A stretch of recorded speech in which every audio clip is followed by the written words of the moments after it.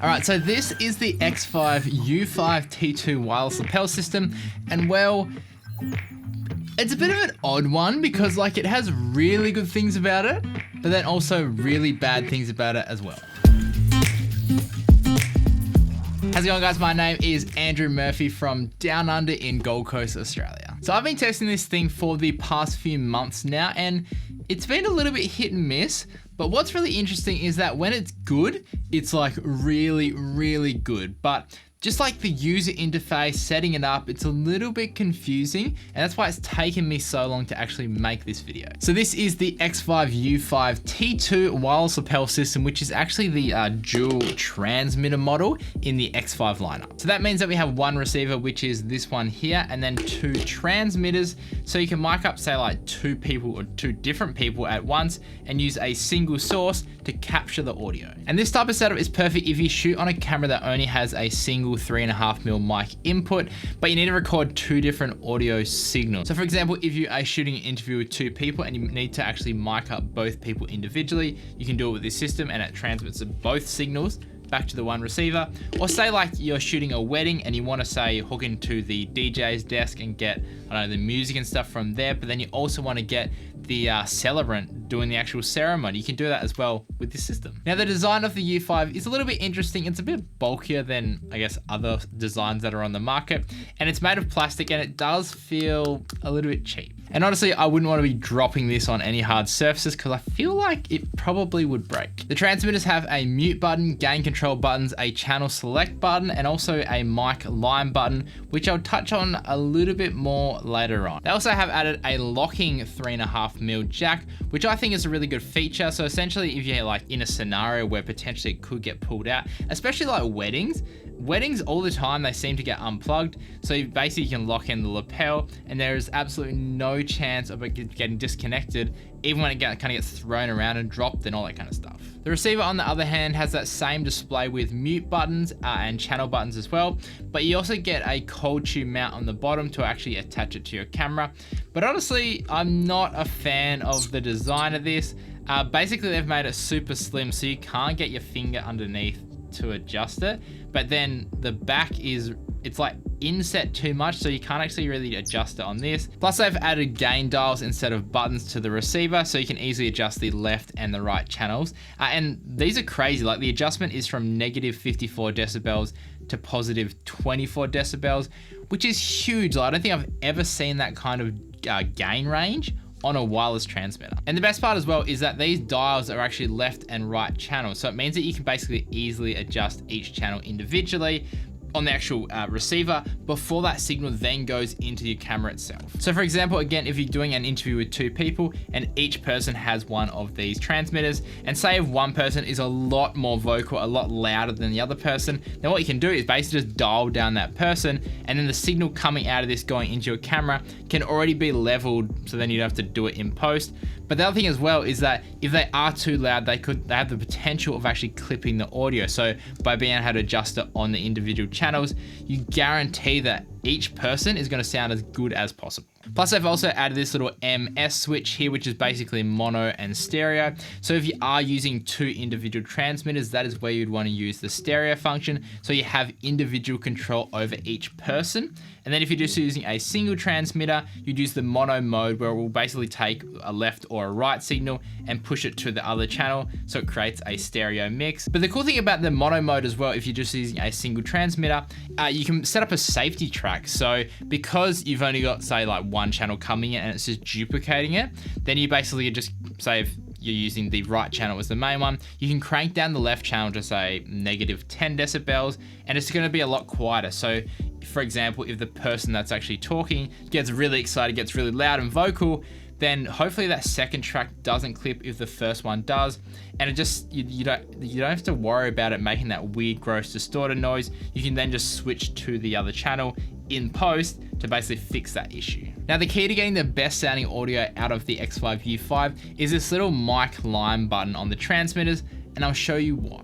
Okay, so this is with the blue light on. I don't know exactly if this is the line or the mic setting. I'll put whatever this is here. So this sounds really good. This is at 0 decibels, but as soon as I change to the other setting, Now this is on whatever the other one is. Haven't changed anything, but now it's just really hot and it sounds really bad. So let's go back this to the other setting. So this is the setting that we were getting super confused about when we were testing it out, because it just sounded really bad and I thought this was the setting that it should be on, but we actually need to be on the other one. So whatever this setting is that I put down here, this is a setting you want to be on if you are using a lapel mic.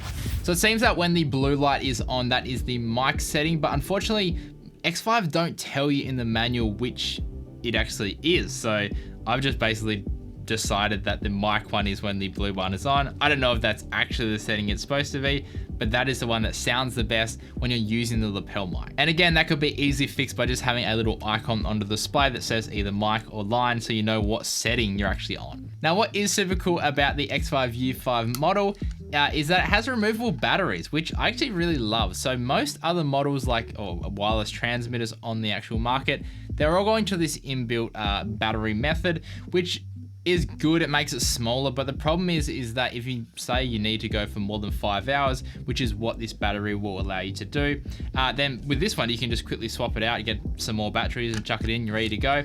But with a actual transmitter that has a built-in battery, you then have to either swap it out with a completely new transmitter, or actually have say like a battery pack on the person as well as the transmitter, so you're adding more and more weight and more stuff to the person that's talking. But one downside about this removable battery is the design. So they've got this little like latch that basically opens up the door, but it kind of extends out past the bottom of the transmitter. And the amount of times I actually bumped this, like I actually bumped this quite a few times, and it just basically ejected the battery and turned off the transmitter. So that is definitely something that needs to be fixed, just so you can't accidentally bump that if you are mounting it to someone. Now, the most impressive thing about the Xvive U5 is that it transmits 24-bit high-resolution audio, which has to be honestly the biggest selling point of this device. And this is the #1 reason why the audio that you hear through this device sounds so good and so crisp, because they've focused all their energy on just having a really high quality sound, rather than, I guess, like big signal distance or like strong signal. It's just, how can we get the absolute best and cleanest sound possible transmitted wirelessly? Now, what about range? And for line of sight, really good, but not so much if it's obstructed. 14, 15, 16, 17, 18, 19, 20 meters. Sound good? Okay, cool. So this is 20 meters. This is line of sight. It is on my pocket on the front. So if I'm doing this side to side, it should sound pretty good. If I put it on my back pocket, let's see what happens. This is a typical kind of, yeah. So this is kind of like a typical way you would wear a pack like this for, say, like a conference or something.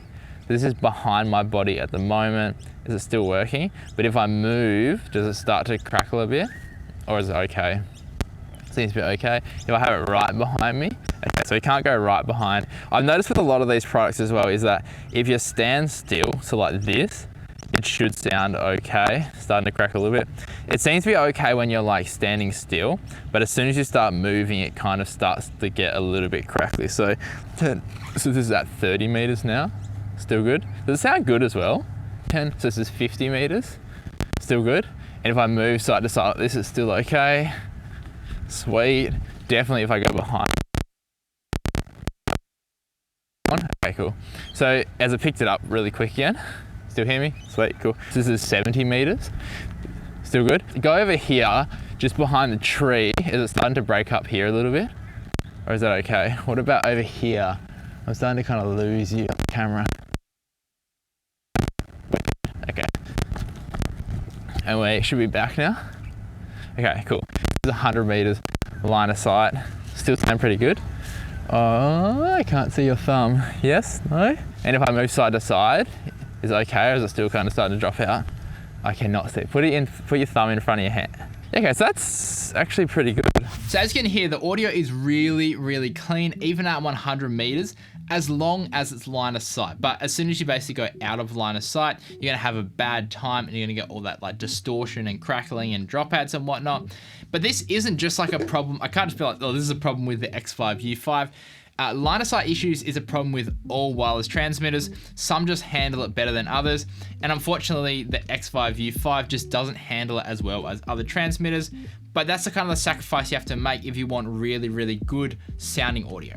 But in terms of the audio quality, like super duper nice. Like it basically sounds like it's plugged directly into the camera, even at a distance as well, which makes it even like more impressive. And when you actually look at the Xvive brand, they basically have specialized in wireless devices for musical instruments. So I guess in that application, you'd want the best sound quality possible. So it seems like they've basically just taken all the tech from, I guess, their musical instrument range and moved it into a filmmaking lineup. But because they potentially aren't filmmakers themselves, there are quite a few things in this that I don't like, or things that are missing to make it compatible with being a filmmaking tool. So firstly, the transmitter and the receivers both have a display on them, and the transmitter shows the channel, gain, battery level, mute, and clip displays. And it is fairly bright, although it's a little bit hard to see in direct sunlight. But one thing that is missing from this is visual audio levels. So you basically can tell how hot the signal is going into the transmitter, and then basically, I guess, adjust it accordingly. And that's the same with the receiver as well. So the receiver also doesn't have an audio level display on it, which makes it really hard to basically set up this device. The only reference that you have in regards to the actual audio levels is that clip symbol. So that's basically when it gets too hot and it starts getting distorted. But up until that point, you really have no idea how loud it is or anything like that, which is a real bummer. Now again, don't get me wrong, once I actually managed to get this set up, it sounds freaking amazing, but again, the initial setup was a bit of a challenge. So I guess simply just adding in that visual audio level display will basically instantly tell you is the signal going into the transmitter too hot, or is the signal going from the transmitter to the receiver too hot, or is the signal going from the receiver to the camera too hot? Like, it just makes it so much easier to set up. So now to wrap this up, I think the Xvive U5 has some really good things going for it. The audio quality is insanely good, but the design and the interface do need a little bit of work in my opinion. But the best part is that the team over at Xvive were like very open to suggestions for kind of like things that I would change about this product. Now, if you do want to grab one of these kits, it'll set you back $339 US. And if you do want to find out any more about it or where to buy it, I'll leave some links in the description below. Otherwise, I hope you have enjoyed this review of the Xvive U5T2 wireless transmitter. If you did, then consider liking and subscribing to the channel. Otherwise, stay creative and just be you. Have fun.